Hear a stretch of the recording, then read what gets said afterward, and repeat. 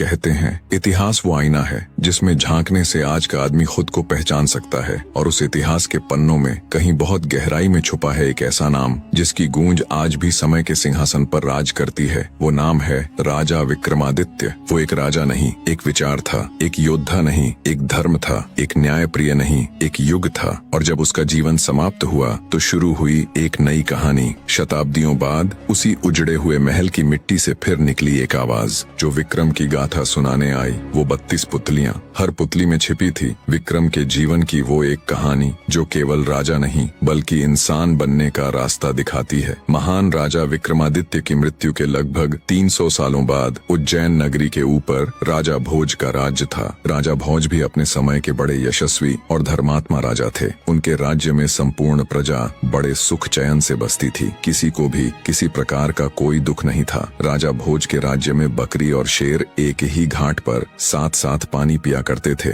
किसी को किसी से कोई भय नहीं था। उनके राज्य में चहुं और सुख शांति थी। किसी प्रकार की कोई कमी नहीं थी। राजा भोज एक आकर्षक छवि वाले गुणी व्यक्ति थे। वे इतने सुंदर थे कि कोई भी स्त्री उन्हें एक बार देख ले तो क्या मजाल कि वो मरते दम तक भी उन्हें भुला सके। उनकी सभा इतनी भव्य होती थी कि स्वयं इंद्रदेव भी उनसे ईर्ष्या करते थे। राजा भोज के दरबार के आगे इंद्र का दरबार भी फीका नजर आता था। राजा भोज की नगरी में सब कुशल मंगल से चल रहा था, पर एक दिन जब राजा भोज के हरकारे उनके किसी काम से जा रहे थे तो उन्होंने एक अजीब दृश्य देखा कि एक साधारण सा चरवाहा बीच खेतों के एक मचान पर चढ़ा हुआ है और चिल्ला चिल्ला कर राजा भोज के बारे में उल्टा सीधा कह रहा है। राजा भोज को पकड़कर मेरे पास लाओ, उसे सजा दिलवाओ और मेरा राज्य मुझे दे दो। एक चरवाहे के मुख से अपने राजा के लिए ऐसी बातें सुन हरकारों को बहुत गुस्सा आया। उन्होंने उस चरवाहे को पकड़कर नीचे उतारा और बोले, क्या बक रहा है तू? अगर राजा महाराज को तेरी इस हरकत का पता चलेगा तो वो तुझे तोप के मुंह पर बिठाकर उड़ा देंगे। हरकारों की बात सुन चरवाहा गिड़गिड़ाते हुए माफी मांगने लगा। मचान से उतरते ही एकदम से उसका व्यवहार बदल गया, जैसे उसे कुछ पता ही ना हो। उसे गिड़गिड़ाते देख हरकारों को उस पर दया आ गई। उन्होंने चरवाहे को छोड़ दिया और वहां से चले गए। अगले दिन जब वे फिर वहां से गुजरे तो उन्होंने फिर वही सब देखा और सुना। चरवाहा फिर से मचान पर चढ़ा, राजा भोज के बारे में उल्टा सीधा बोल रहा था। आसपास पूछने पर पता चला वो खेत किसी कुम्हारिन का था। जब भी वो अपने खेत में कोई फसल उगाती तो पूरे खेत में बहुत अच्छी फसल होती, पर उस मचान वाली जगह पर एक पौधा तक नहीं उगता था। आखिर कुम्हारिन ने उस जगह पर एक ऊंचा सा मचान बनवा दिया ताकि इसके ऊपर चढ़कर खेत की रखवाली की जा सके। चरवाहे के बारे में पूछा तो पता चला कि वो एक साधारण सा चरवाहा है, पर पता नहीं क्यों जब भी वो इस मचान यानी चबूतरे पर चढ़ता है तो इसी प्रकार की बातें करता है और नीचे उतरते ही उसका व्यवहार बिल्कुल सामान्य हो जाता है। ये सब जानने के बाद राजा भोज के हरकारों को बड़ा अजीब लगा। उन्होंने राजमहल जाकर ये सारा किस्सा ज्यों का त्यों राजा के सामने कह सुनाया। सारी बात सुन राजा भोज को भी बड़ा अचरज हुआ। हमारे राज्य में तो सब लोग सुख शांति के साथ रहते हैं, फिर वो चरवाह ऐसी हरकत क्यों कर रहा है? जरूर इसके पीछे कोई तो बात है। हरकारे बोले, महाराज हमें तो लगता है उस मचान में ही कोई गड़बड़ है, क्योंकि जब भी वो चरवाहा उस पर चढ़ता है तो ऐसी बातें करता है, लेकिन जैसे ही वह नीचे उतरता है फिर से साधारण मनुष्य बन जाता है। सब जानने के बाद आश्चर्य के साथ राजा भोज बोले, अगर ऐसा है तो तुम मुझे तुरंत वहाँ ले चलो, मैं अपनी आंखों से ये सब देखना चाहता हूँ। राजा भोज ने अपने सैनिकों और दूतों को साथ लिया और कुछ ही समय में उस रहस्यमयी चबूतरे के पास जा पहुँचे और उससे थोड़ी दूरी पर छिप कर खड़े हो गए ताकि वह सब कुछ अपनी आंखों से देख और सुन सके। तभी वह आदमी फिर से चबूतरे पर चढ़ा और चढ़ते ही जोर से कहने लगा, लोगों जाओ जल्दी से राजा भोज को पकड़कर मेरे सामने लाओ, उसे मार डालो ताकि मैं उसका राज अपने हाथ में ले सकूं। ये सुनते ही राजा भोज गुस्से और हैरानी के मिश्रित भावों से भर जाते हैं, पर वे बिना कुछ कहे चुपचाप अपने हरकारों के साथ वापस महल लौट जाते हैं। पूरी रात उनके दिमाग में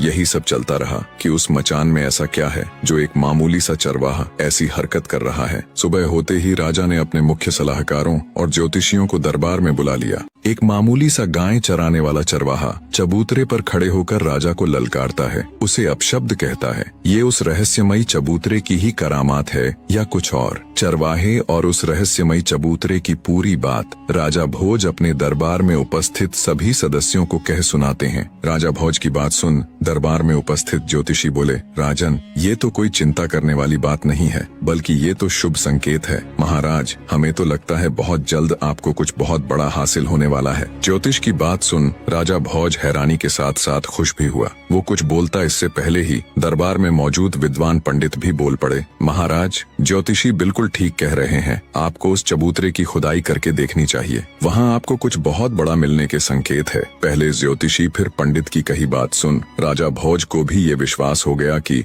हो न हो उस रहस्यमयी चबूतरे के नीचे कुछ तो जरूर है। अवश्य ही वहाँ खुदाई करवाकर देखनी चाहिए। राजा ने तुरंत अपने राज्य के सभी बेलदारों को वहाँ जाकर खुदाई करने के निर्देश दिए और खुद भी अपने मुख्य सलाहकारों के साथ बड़ी दिलचस्पी लेकर उस चबूतरे के पास पहुँच गया। खुदाई करते करते जब मजदूरों ने मचान वाली जगह को अंदर तक गहरा खोद दिया, तब एक सोने का पाया नजर आया। सोने के पाए को देख राजा भोज की आंखें चमक उठीं। उसने मजदूरों को सख्त हिदायत दी कि अब आगे की खुदाई बड़े ध्यान से की जाए। शीघ्र ही धरती के अंदर मौजूद उस सिंहासन के चारों पाए नजर आने लगे। राजा सहित वहाँ मौजूद सभी हैरान थे। खुदाई पूरी हुई तो जमीन के अंदर दबा हुआ एक विशालकाय सिंहासन बाहर निकला। राजा के हुक्म पर मजदूरों ने बड़े ध्यान से सिंहासन को बाहर निकाला। बाहर आने पर जब राजा भोज ने उसे देखा तो वो मंत्र मुग्ध सा हो गया। ऐसा कुछ उसने आज से पहले कभी नहीं देखा था। वो विशालकाय सिंहासन जो धूल मिट्टी में सने होने के बावजूद भी अपनी अलग ही छठा बिखेर रहा था। अचंभित से राजा भोज ने मजदूरों को कहकर उस दिव्य सिंहासन को अपने राजमहल में रखवा दिया।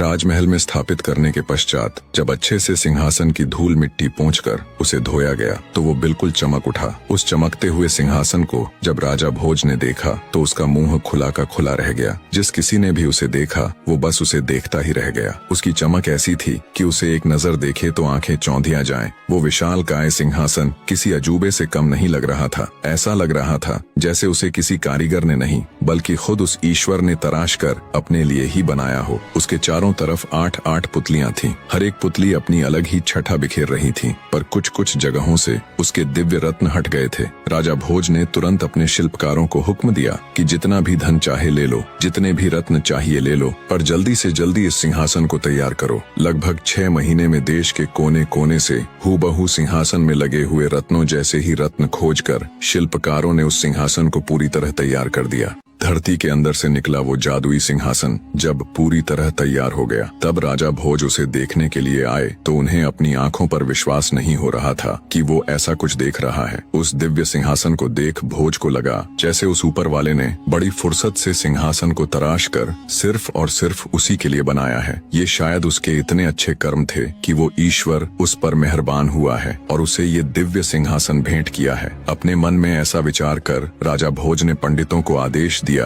कि एक शुभ मुहूर्त और उत्तम तिथि निश्चित करें ताकि वह स्वयं उस दिव्य सिंहासन पर बैठ सके। यह सुनकर पंडितों ने विचार विमर्श करके कार्तिक महीने में एक अत्यंत शुभ दिन और लग्न तय किया। वह तिथि हर प्रकार से उत्तम थी। पंडितों ने कहा, हे राजन, उस दिन आप सिंहासन पर विराजमान हो सकते हैं। समय अपनी गति के साथ बीता और आखिर वो शुभ दिन भी आ ही गया जब भोज को उस दिव्य सिंहासन पर विराजमान होना था। राजा भोज ने इस शुभ दिन को बहुत बड़ा बनाने की सोची। वो इस दिन किसी प्रकार की कोई भी कमी नहीं छोड़ना चाहता था। उसने अपने राज्य के सभी छोटे बड़े राजा, विद्वान पंडित, जादू टोने के जानकार, दूर दराज के प्रतिष्ठित व्यक्ति सभी को निमंत्रण भेजा। स्वयं राजा ने स्नान किया और उत्तम वस्त्र धारण किए। वेद पाठी पंडित वेदों का उच्चारण करने लगे, गंधर्व मधुर गीत गाने लगे, भाट राजा की वीरता और यश का बखान करने लगे और विविध प्रकार के वाद्य यंत्र बजने लगे। पूरे महल में आनंद उत्सव की लहर फैल गई। जो भी अतिथि आए थे उनका भव्य स्वागत हुआ। ब्राह्मणों को गांव दान में दिए गए, युवाओं को स्वादिष्ट भोजन और जो कुछ उन्होंने मांगा वह प्रदान किया गया। गरीब लोगों को वस्त्र भेंट किए गए, आम जनता को इनाम और भेंट दी गई। सारा नगर दान दक्षिणा और नेकी से भर गया। शाही सेना को विशेष भोजन और इनाम मिले।